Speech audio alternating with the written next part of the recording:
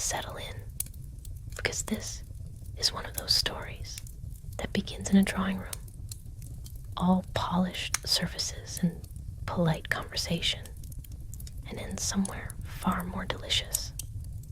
It was an English country house party, the sort where the guests had already exhausted the weather as a topic and were circling back around to mild gossip about people not present.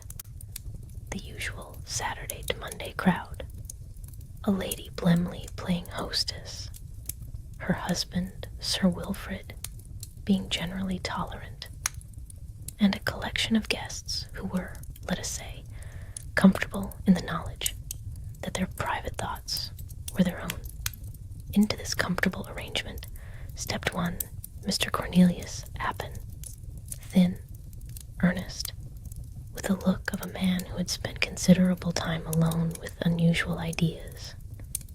He had been invited, I suspect, as a curiosity, one of those people you place at dinner to generate conversation. And that evening, after the tea things had been cleared, he generated something considerably more than conversation. He cleared his throat, looked around the room at the assembled faces, and announced, quite calmly, that he had succeeded in teaching the household cat to speak English. Not tricks, not signals, the Queen's own English. There was a beat of silence, the kind that precedes either laughter or catastrophe. Well, naturally, they didn't believe him. There were polite smiles, a few raised eyebrows, and someone suggested that perhaps Mr. Appin had been working rather too hard. But then Lady Blemley called for the cat. Tobermory was a large, handsome tabby with the unhurried dignity that cats cultivate over years of being fed and ignored in equal measure. He strolled in. He surveyed the room the way a magistrate surveys a courtroom, with complete authority and no particular warmth. And then Mr. Appin spoke to him, something low, conversational, and Tobermory replied. Not a sound, not a mimicry. Words, actual words, in a voice that was, by all accounts, rather dry and considered. The room went very still.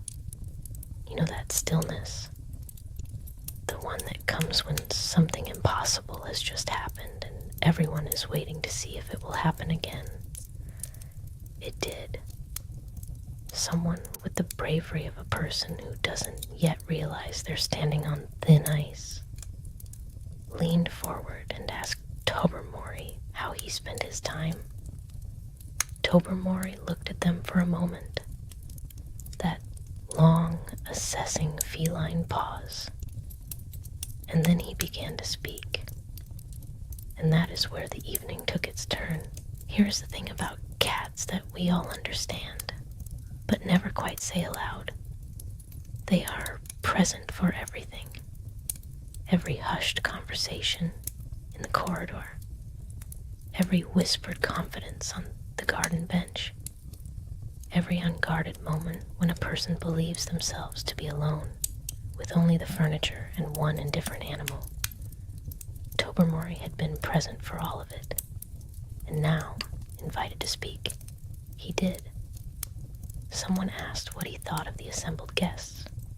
He told them, in specific, unhurried detail. He recalled a conversation between two guests about another guest's financial troubles, a conversation both parties had rather assumed was private. He mentioned, with the air of someone reporting the weather, that one of the ladies had described the hostess's husband as having the conversational gift of a retired bootmaker.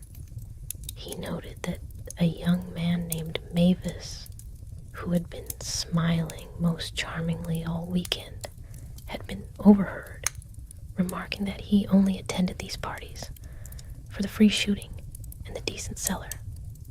Each revelation landed in the room like a stone dropped into still water, and Tobermory delivered each one with the same untroubled composure. pausing occasionally to groom a paw, entirely unbothered by the human wreckage accumulating around him. The genius of the situation, and it is a kind of genius, however uncomfortable, was that no one could simply leave. That would be the admission of guilt. To stand and make excuses and slip out would be to confirm that yes, you were the one who had said that thing, done that thing, thought that privately appalling thought. So they stayed. They sat in their chairs with their teacups and their stiffening smiles, and they waited to see whose reputation Tobermory would gently dismantle next. The conversation became what you might call strained. Someone attempted to redirect Tobermory toward abstract topics. His opinion of the garden, perhaps, or the autumn weather. Tobermory was not redirected. There were veiled suggestions that a cat with such an unusual gift deserved special care. Perhaps a quiet room. Perhaps a particularly fine supper. Tobermory regarded these suggestions with the contempt they deserved. And then someone, the historical record does not name them, and honestly, good for them, raised, in a very quiet and reasonable voice, the question of whether a cat in possession of such information might not represent a certain kind of danger. The room did not disagree. The silence that followed was the sound of a collective decision being made. That night, various guests found reasons to loiter near the kitchen garden. Various conversations were had with the gamekeeper. Various schemes were hatched and abandoned and rehatched with the desperate ingenuity of people who have a great deal to lose. And yet, as it happens, the universe occasionally handles these things on its own. The following morning, Tobermory was found dead. There, in the shrubbery, quite still, quite untroubled looking even in death, the way cats always manage to appear dignified whatever the circumstances. He had been involved in a fight with a neighboring cat, a large and apparently unimpressed Tom from the rectory. The wounds were decisive, and so Tobermory departed the world without having said another word to anyone.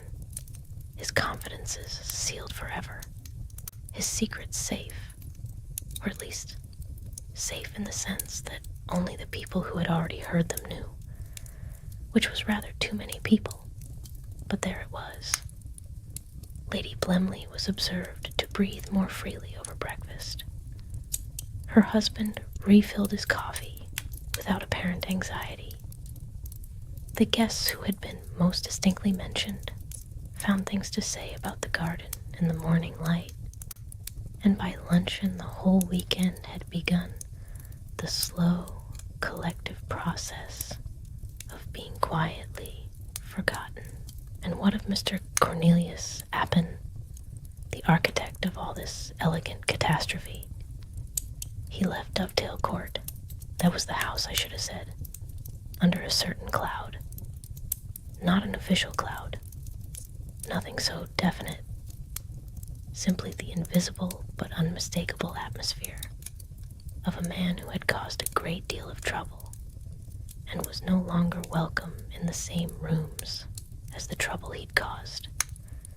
The last word on him came some months later, in a small notice in a newspaper, the kind of item buried between shipping announcements and agricultural reports. It reported that a Mr. Cornelius Appin had died in Munich. He had been attempting, so the notice said, to teach an elephant to speak. The elephant had objected. There is something rather perfect about that ending, don't you think? The man who gave a cat the power of speech, undone by a larger and considerably less subtle animal.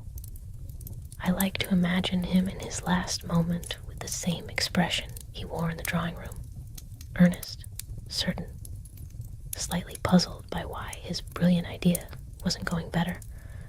And somewhere, in whatever warm corner cats occupy in the hereafter, Tobermory is watching, saying nothing, knowing everything, as he always did.